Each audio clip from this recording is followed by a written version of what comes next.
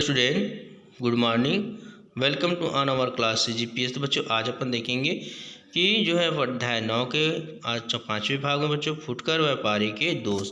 तो फुटकर व्यापारी के दोष को आपको इससे पहले बताया था बच्चों। फुटकर व्यापारी के अंतर्गत क्या क्या लागू करते हैं, है ना। फुटकर व्यापारी क्या होता है इसके बारे में आपको बताया था। फिर है ना थोक व्यापारी के बारे में बताया था आपको बच्चों वहाँ पर। तो आइए देखते हैं बच्चों यहाँ पर 5वें भाग में फुटकर व्यापारी के दोष के अंदर पहला, क्रय में विशेष सावधानी। मतलब फुटकर व्यापारी को वस्तु को क्रय करते समय विशेष सावधानी एवं सतर्कता क्या है की आवश्यकता होती है।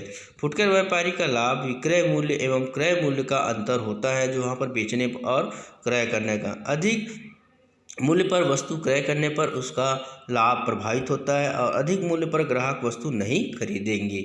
ये सबसे पहले ध्यान रखना है। फुटकर व्यापारी के अंतर्गत जो होता है क्रय में विशेष सावधानी। दूसरा है बच्चों यहाँ पर क्षेत्र सीमित। मतलब फुटकर व्यापारी का क्षेत्र जो होता है सीमित होता है। सीमितता या लघुता उसका एक सबसे बड़ा दोष है। और अगला है बच्चों यहाँ पर विक्रय कला के ज्ञान का अभाव। मतलब अगर फुटकर व्यापारी में अगर विक्रय कला का ज्ञान ना हो तो व्यापार को प्रभावित करेगा। फुटकर व्यापारी में विक्रय कला के ज्ञान का अभाव होता है, इससे वह अपने ग्राहकों को प्रभावित नहीं कर सकता और विक्रय में वृद्धि करने में असमर्थ होता है। इस प्रकार फुटकर व्यापारी जो है सैन्य प्रगति करता है धीरे धीरे। जैसे जैसे उसने अपने व्यापार का अनुभव होता है, ज्ञान में वृद्धि होता है, उसके व्यापारिक क्रियाकलाप व्यवस्थित होते जाता है और वह प्रगति करता है। अगला है बच्चों यहाँ पर लाभार्जन आधार। मतलब उसके व्यापार का आधार जो है लाभार्जन होता है, अतः अधिक लाभ प्राप्त करने के लिए वह वस्तु के मूल्य में सदैव वृद्धि करता है। इससे उपभोक्ता का शोषण भी होता है ना।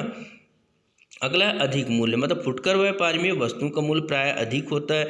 वस्तु का विनिर्माता वस्तुओं की लागत में अपने लाभ को शामिल कर निर्मित माल थोक व्यापारी को विक्रय करता है।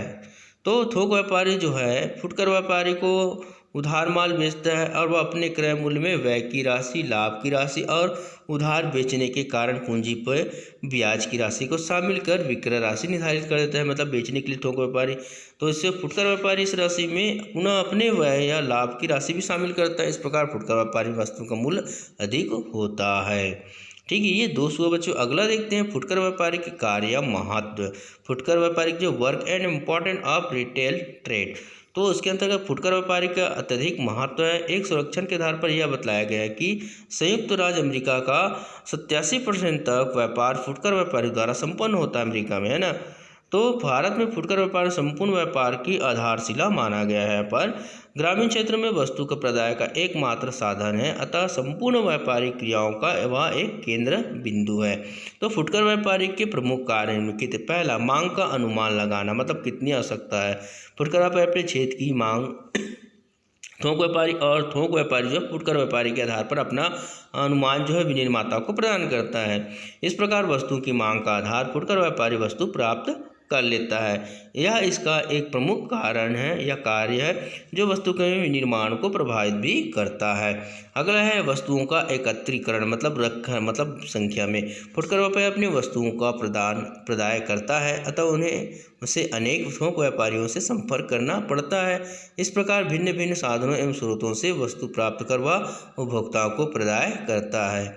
इस प्रकार वस्तु का एकत्रीकरण उसका प्रमुख कार्य होता है। अगला बच्चों देखेंगे यहाँ पर वस्तुओं का संग्रहण। वह अपने जो है क्षेत्र के उपभोक्ता की आवश्यकताओं की निरंतर पूर्ति के लिए वस्तुओं का संग्रहण करता है, वहाँ पर रखता है अपने पास।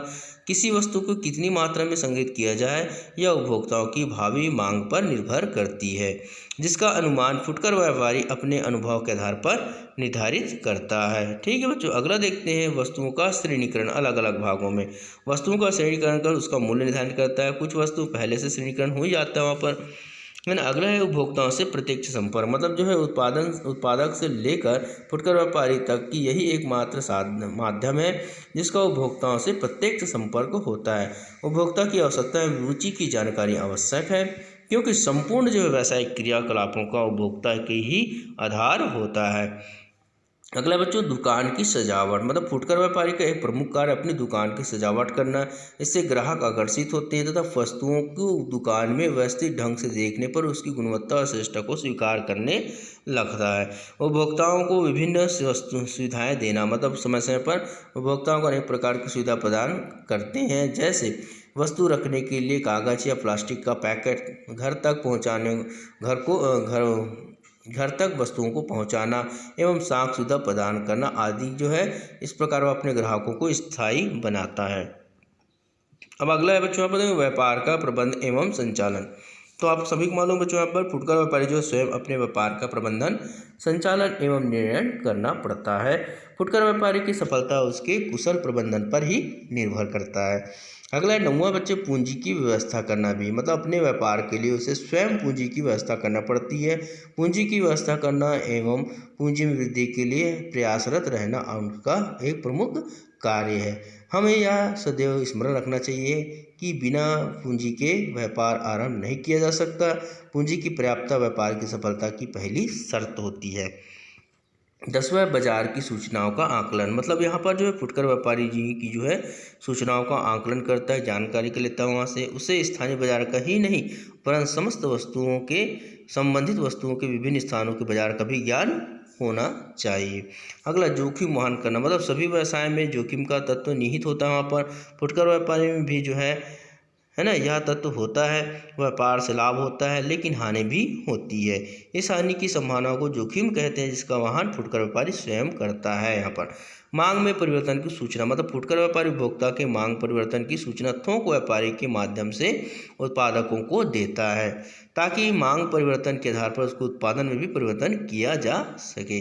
सतत पूर्ति, मतलब फुटकर व्यापारी ग्राहकों को वस्तुओं की निरंतर पूर्ति करता है, अतः वस्तुओं की प्राप्ति के लिए सदैव प्रयास करता है और वस्तुओं का संग्रहण भी करता है वहाँ पर। अगला है 14 विभिन्न वर्गों के उपभोक्ताओं की सेवा, मतलब चूंकि फुटकर व्यापारी जो विभिन्न वस्तुओं का प्रदान करता है अतः वह विभिन्न वर्गों के उपभोक्ताओं की सेवा करता भी है। अन्य जो 15 जो नंबर कार्य है, अन्य कार्य फुटकर व्यापारी अनेक कार्य करते हैं। सभी कार्यों का उल्लेख संभव नहीं है। वह वस्तुओं के चयन में ग्राहकों को सहायता व परामर्श भी देता है तथा घर तक माल पहुंचाता है, वस्तुओं के प्रयोग के संबंध में जानकारी भी देता है। ठीक है बच्चों, ये उनका कार्य महत्व हुआ।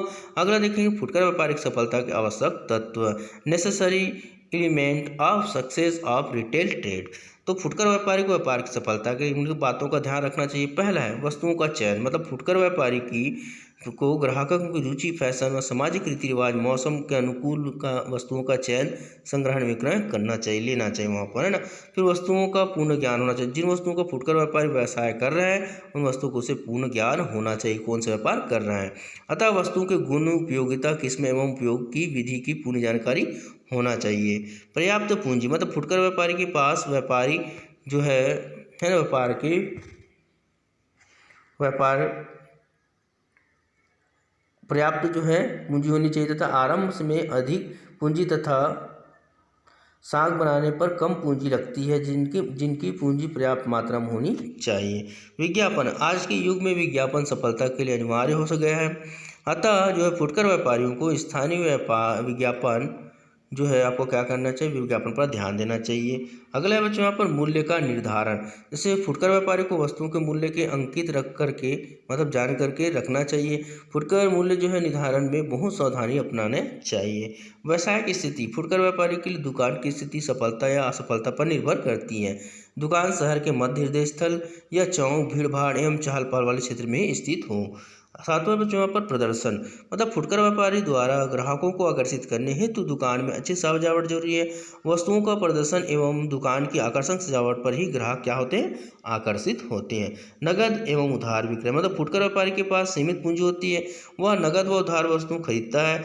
उधार खरीदने पर भी थोक व्यापारी मनमानी करता है, अतः सावधानीपूर्वक क्रय करना चाहिए। नगद खरीदने पर छूट भी अधिक प्राप्त होती है। व्यापार का चयन, मतलब फुटकर व्यापारी द्वारा व्यापार का चयन पर्याप्त सावधानी से करना चाहिए, मतलब किस प्रकार के व्यापार करें। व्यापार का चयन करते समय अपनी जो है पूंजी, साख, क्षमता, मांग आदि बातों पर भी ध्यान रखना चाहिए। अगला बच्चों यहाँ पर देखते हैं व्यक्तिगत गुण, फुटकर व्यापारी का व्यक्तित्व जो है आकर्षक हो, ईमानदारी, शिष्टाचार, वाक्पटुता, शिक्षा इत्यादि व्यक्तिगत गुणों से परिपूर्ण फुटकर व्यापार कहलाता है। तो यहाँ पर देखिए बच्चों ने फुटकर व्यापारी की सेवाओं के बारे में जो है आपका नेक्स्ट जो है PDF के माध्यम से बताया जाएगा। ठीक है, फुटकर व्यापारी आज आगे देखेंगे बच्चों पर, है ना। गुड डे आज के लिए बेटा।